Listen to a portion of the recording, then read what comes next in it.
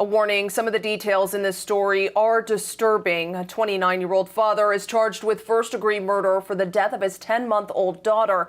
Investigators say the girl was sexually assaulted by Austin Stevens before she died. They say an hour before calling 911. Stevens Google searched, quote, "My baby isn't breathing," and, quote, "How do you know if a baby is dead?" An autopsy revealed the baby was the victim of sexual assault with trauma to her body and also blunt force trauma to her head, which ultimately killed her. Stevens' charges include first-degree murder, rape of a child, and aggravated assault. Katie Johnston for CBS Philly. She didn't make a sound. No cry, no breath, no heartbeat. That's how the 911 call started. Not from a panicked neighbor or a passerby, but from her father. His voice was calm, controlled, almost too steady. Inside a freezing apartment with no heat, no lights, no running water, a 10-month-old baby girl lay motionless on a bare mattress. The air was heavy and still. No struggle, no visible injury, but something was off. The bathroom looked untouched. Her diaper was clean. The father's story was already falling apart. While paramedics worked desperately to save her, he just stood there. Didn't move closer, didn't reach for her, didn't cry. He watched like someone who already knew how this would end. Her name was Zara Lynn Scruggs. She was days away from her first birthday. What happened to her wasn't neglect. It wasn't an accident. It was something much darker. A truth that would force prosecutors, detectives, and an entire community to ask, how did something this horrific hide in plain sight for so long? Before we continue, I need to say this up front. This story involves the death of a child. We're sharing it to raise awareness, to protect the vulnerable, and to remind everyone why speaking up matters. To those who've been with us, thank you. Your comments and shares have pushed these stories further than we imagined. You're advocates, not just viewers. If you're new, welcome. Tell us where you're watching from. If you believe in justice and awareness, consider subscribing. Every time you engage, you help ensure stories like this aren't forgotten. When we stay informed, we stay vigilant. When we speak out, we give voice to the voiceless. Now let's go back to the day Zara smiled for the last time. Zara Lynn Scruggs was born December 1st, 2019. Her family called her Moo, one of those nicknames that just appears out of nowhere and sticks. The kind stitched into baby blankets, whispered at bedtime, scribbled on birthday cards. She was pure energy, wide-eyed, endlessly curious, with a smile that could light up a room. People who met her remember how she didn't just look at you, she studied you, like she was trying to figure out the whole world faster than her tiny body would allow. To her mother, Erica Scruggs, Zara was everything. Every milestone mattered. First laugh, first wobbly steps, first clumsy dance to music on the radio. Erica documented it all. Photos, videos, little notes in her phone. Each moment was part of a story she thought would unfold for decades. Zara's father, Austin Stevens, was in that story too. At 29, he seemed solid, respectable. He coached youth football for the Lower Province Warriors and helped run a construction company called Black Diamond Construction. He spoke confidently, dressed well, carried himself in a way that didn't raise eyebrows. No criminal record, no red flags, no whispers of trouble. On the surface, he looked like a capable co-parent, someone you could trust. When Erica and Austin's relationship ended, they worked out an informal custody arrangement. Nothing went through the courts. It was simple, familiar, conflict-free. Zara lived with her mother, but some weekends she stayed with her dad. It had always gone smoothly. No arguments, no police involvement, no reason for Erica's family to worry. When Austin came for pickups, Zara's grandfather often met him at the door, sometimes with a handshake, sometimes a smile. That weekend, he handed Zara over without a second thought. Austin had just moved into a new place in Lower Providence. He mentioned it wasn't set up yet. No heat, no electricity, no water. But moving's messy. Temporary discomfort happens, he said it casually, like it was no big deal. No one pressed him on it. The handoff felt routine, forgettable. In Erica's mind, her daughter was just spending the night with her dad. In her parents' eyes, this was another normal weekend between two adults who'd figured out how to get along. And in that silence, danger disguised itself as safety. Arrangements like this are more common than people think. Families build them on trust, on history, on the quiet belief that no parent would ever hurt their child. Most of the time that belief holds, but sometimes it doesn't. Trust without scrutiny can be dangerous. It blinds even the most careful parent. Familiarity quiets our instincts. We stop looking for cracks because we assume there aren't any. If you've ever shared custody or trusted someone else with your child, you know the feeling, that fragile balance between letting go and staying protective. What would make you pause? The cruel thing about hindsight is how it makes ordinary moments feel heavier. You replay them, searching for what you missed. The smiles, the goodbyes, the exchanges that seemed unremarkable. That's what makes Zara's story so hard to hear. There were no sirens, no warning shots. Just the quiet comfort of thinking everything was fine until it wasn't. October 3rd, 2020. Saturday evening in Lower Providence Township, Pennsylvania. Austin Stevens had just moved into a modest apartment at 3400 Germantown Pike. No furniture, no heat, no hot water, no working electricity. Reports later noted the temperature inside was 59 degrees. Despite those conditions, Austin went ahead with his weekend plans for his 10-month-old daughter. That night, he arrived at Erica's parents' house. The handoff was ordinary, forgettable. No raised voices, no hesitation, nothing that seemed wrong. He didn't mention the state of his apartment. No one asked. Zara was placed in her father's arms, and they drove away. To everyone watching, it looked like any other weekend. Within hours, that ordinary evening would become the centerpiece of a forensic timeline so detailed, so damning, that it would raise more questions than answers. Between 9:27 and 10:22 p.m., investigators later found Austin was on his phone. Not briefly, but for nearly an hour. His search history from that night was chilling. If baby stops breathing, what if you don't hear baby heartbeat? How do you know if a baby is dead? But those weren't the only things he was doing. At the exact same time, Austin was messaging on social media. Investigators confirmed he was chatting with two different women, flirting, sending photos of himself, having casual conversations that had nothing to do with the small child just feet away. No mention of Zara. No urgency. No request for help. The timing was striking. Messages to women sent within minutes of searching for emergency medical answers. He was switching between them, like the crisis unfolding in his apartment and the one on his phone existed in completely separate worlds. At 10:40 p.m., Austin finally called 911. On the recorded call, he said Zara had slipped in the bathtub, hit her head, and was now unresponsive. He claimed he'd stepped out for just a moment, then found her in distress. Paramedics rushed to the scene. What they found didn't match his story. The bathtub was bone dry. No evidence a bath had been run at all. Zara was wearing a clean diaper, lying on a mattress in the cold, dark apartment. Nothing about the space looked prepared for a child. No warmth, no toys, no comfort. And then there was Austin's demeanor. First responders later described it as oddly flat, not frantic, not defensive, just detached. He didn't rush forward to help, didn't try to explain. He just stood there, watching paramedics work.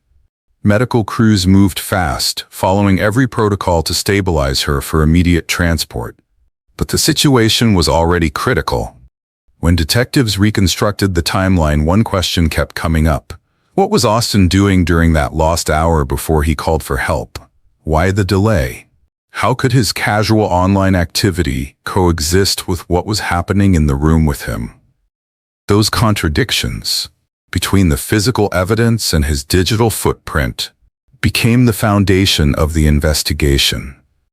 They didn't tell the full story yet, but they pointed to something deeply wrong. The signs may have been there long before that phone ever rang. If this case shows anything, it's that timing matters. Sometimes the truth isn't in what someone says, it's in the long, dangerous pause before they say anything at all.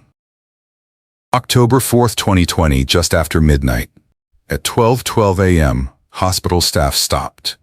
10-month-old Zara Scruggs couldn't be revived. Doctors and nurses had worked in rapid rhythm, trying everything, but despite their skill, the outcome was final. The emergency room went quiet.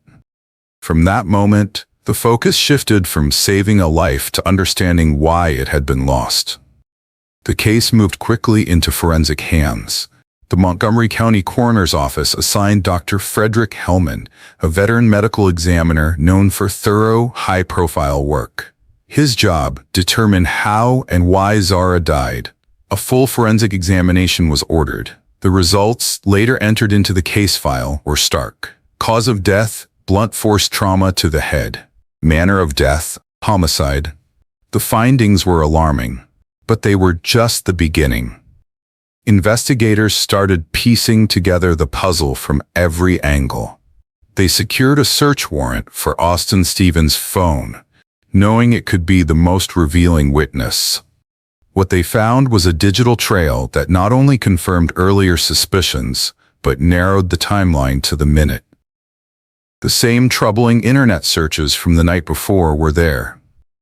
If baby stops breathing, what if you don't hear baby heartbeat? How do you know if a baby is dead? But now each query was tied to precise timestamps. Those timestamps told a disturbing story. While Zara's condition was worsening, Austin wasn't calling for help. He wasn't rushing to a neighbor. He wasn't reaching out to family. Instead, he was alternating between searching urgent medical questions and exchanging casual, flirtatious messages with two different women on social media. This wasn't guesswork. The phone's own log files spelled it out second by second. No break in the conversations. No panic in his words. While the searches suggested he knew something was seriously wrong, the messages showed a man acting like nothing was happening in the room beside him. The physical scene added more weight to the contradictions. Near Zara's sleeping area, investigators collected a diaper that raised immediate concern. It was sent for forensic testing. Reports later confirmed it contained biological material that became part of the official case record. That single piece of evidence shook investigators, and it directly challenged Austin's claim that Zara had slipped in the bathtub. The tub had been dry. The story didn't match the proof.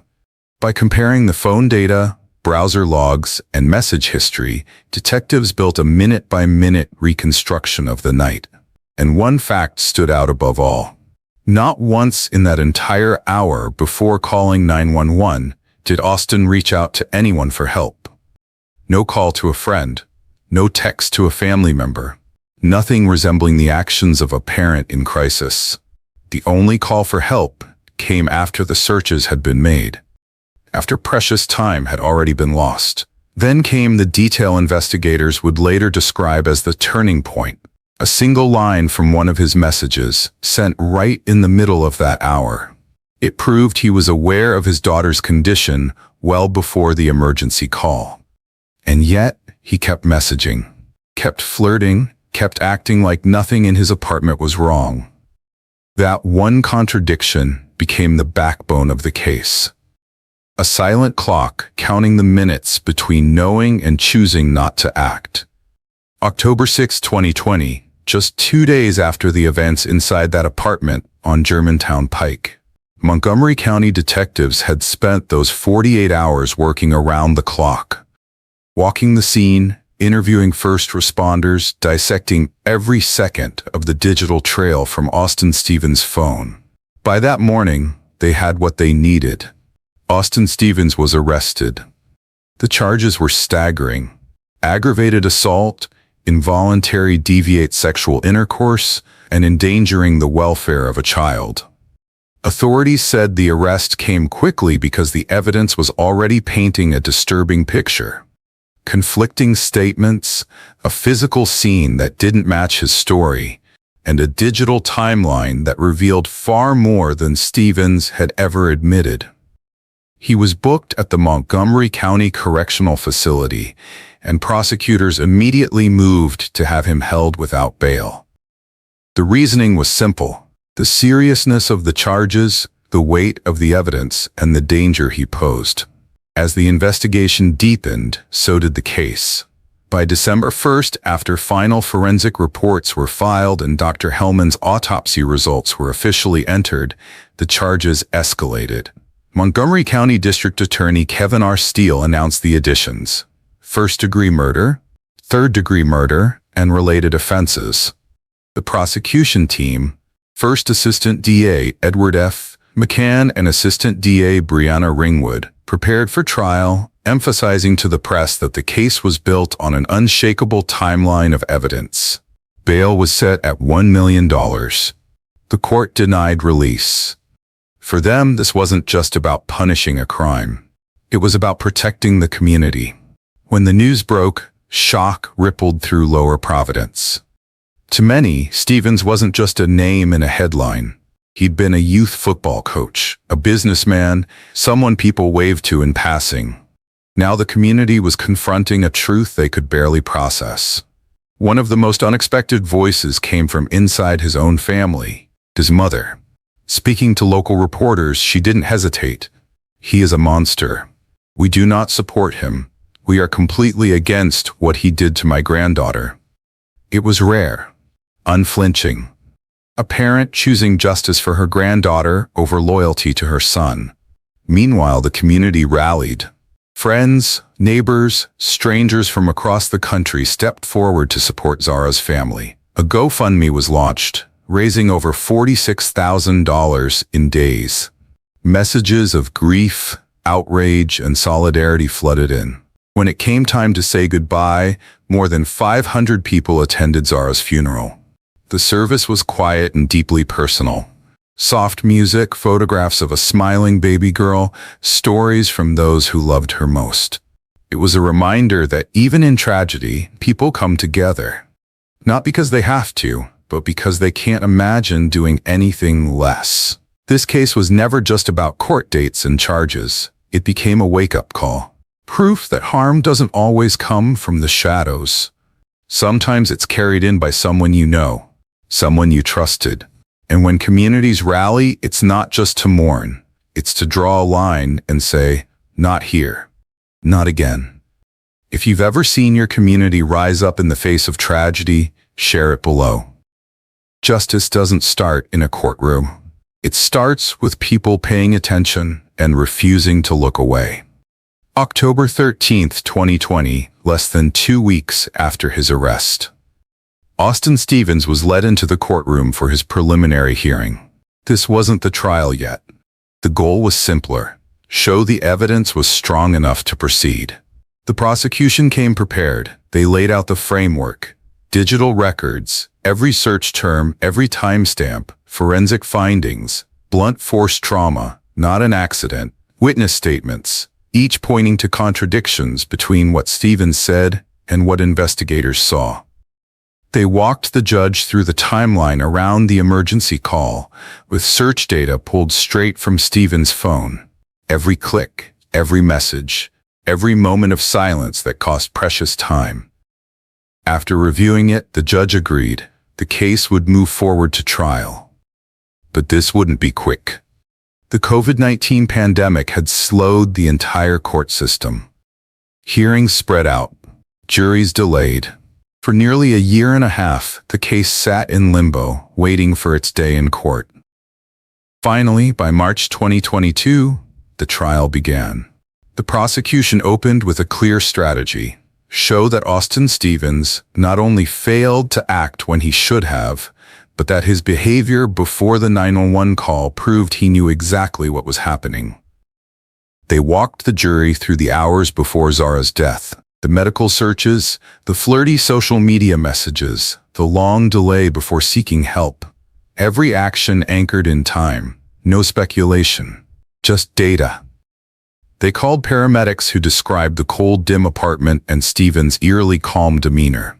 Investigators detailed the inconsistencies in his story. Medical professionals testified to the severity of Zara's injuries. It was steady, methodical, unshakable. The defense countered with a different narrative. They suggested the tragedy wasn't intentional, that Stevens had been confused, scared, unsure what to do. They painted the delays as hesitation born from panic, not indifference. But the prosecution's timeline told another story, one of repeated conscious choices not to act, choices documented in his own phone, down to the second. When closing arguments ended, the jury was sent to deliberate. The charges were as serious as they come. First-degree murder, involuntary deviate sexual intercourse, endangering the welfare of a child. Each required weighing intent, knowledge, and action.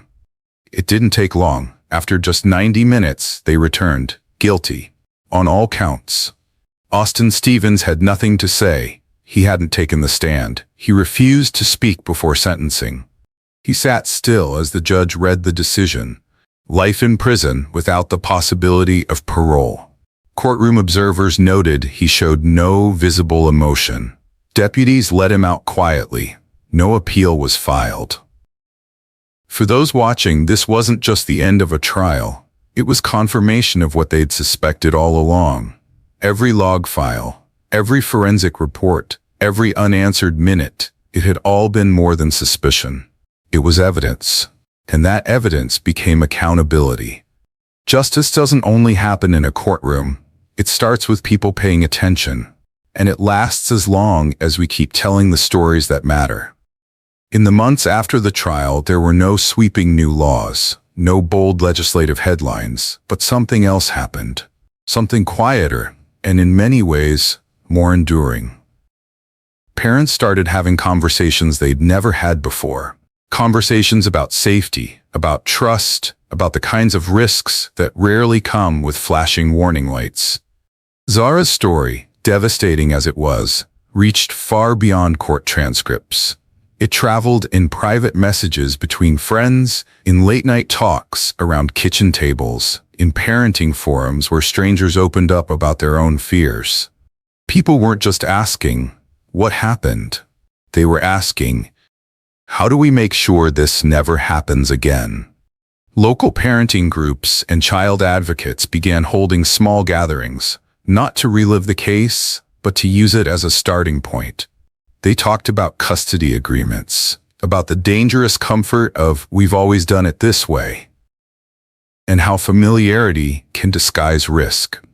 One phrase kept surfacing: invisible risk. When two parents share custody without court involvement, trust becomes the foundation. Most of the time, that trust is well placed. But without oversight, without structure, without a clear record of who's responsible and when, problems can hide in plain sight. Zara's case pulled that reality into focus.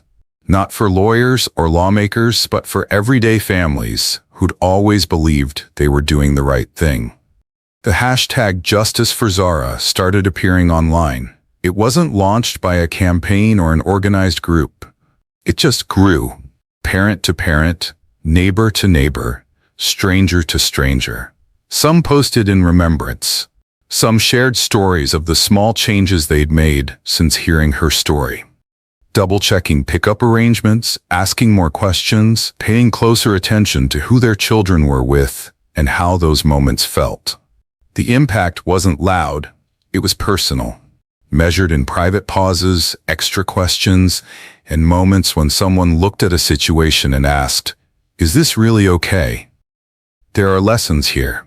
Simple ones, powerful ones. First, document custody agreements, even between people who once trusted each other completely. Not out of suspicion, but out of respect for clear boundaries. Second, observe. Not with constant doubt, but with steady awareness. Changes in mood, unusual defensiveness, or sudden disinterest in a child's routine can be early signs something's wrong. Third, keep open lines of communication with children in ways that make sense for their age. Even toddlers can express discomfort in their behavior, their body language, the way they react to certain people. The truth is, the most effective safeguards don't always come from courtrooms or policies. They come from people who stay alert, from communities that check in before a crisis takes root, from families willing to have hard conversations long before they think they need to. Zara's name is more than a headline now. It's a reminder that danger doesn't always look like danger. That silence when something feels off can cost more than anyone's prepared to lose. Her legacy calls for vigilance, for accountability, for protecting children, not just with love, but with structure, awareness, and the courage to act before hindsight is all that's left. Because in the end, love alone isn't enough. What protects a child is attention, boundaries, and the willingness to act when something doesn't feel right, no matter how small that feeling may seem. Zara's story isn't just about what happened inside one apartment on one night. It's about how something that looked ordinary, even safe on the outside, was hiding choices that would change everything. It's about how harm can come from places no one suspects, from people no one questions. This case pulled back the curtain on a truth many don't want to face. Appearances can create a false sense of comfort. Silence paired with misplaced trust can hold the door open for tragedy.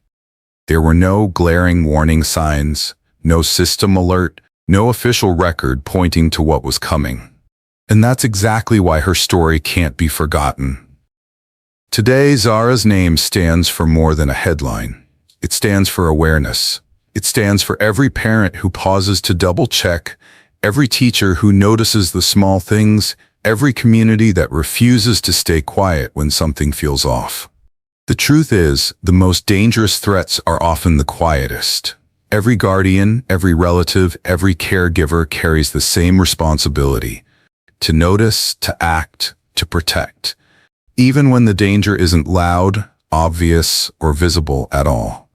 Your awareness could save a life. Be part of a community that speaks when others stay silent. If you've made it this far, leave a heart in the comments for Zara's memory and subscribe so we can keep telling the stories that matter. Remembering her is one way we protect the next child.